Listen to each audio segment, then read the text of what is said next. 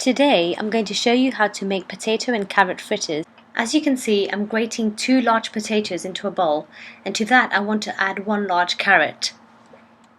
Once you finish grating, you need to get a separate bowl and squeeze out all the water from the potatoes and carrots. Now, as you know, vegetables do hold a lot of water. Removing the water ensures that your batter is not runny. For grated vegetables, you want to add 1 whole egg and 1 clove of crushed garlic. Then add in some grated cheddar, your chopped spring onions and chopped coriander, and give it a good stir until all the ingredients are mixed together. What I love about these fritters is that the vegetables make it so light and there isn't a lot of flour in here, so it's nice and airy.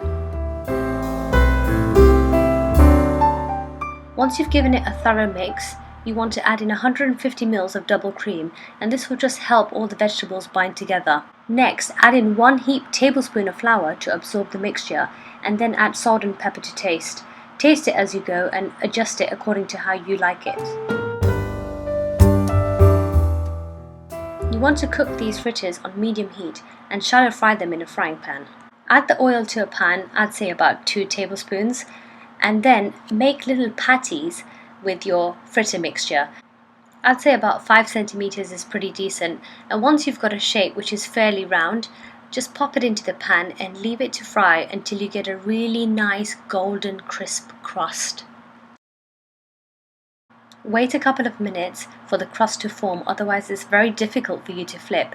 Once you flip over, cook it on both sides until golden brown, and then you are ready to eat.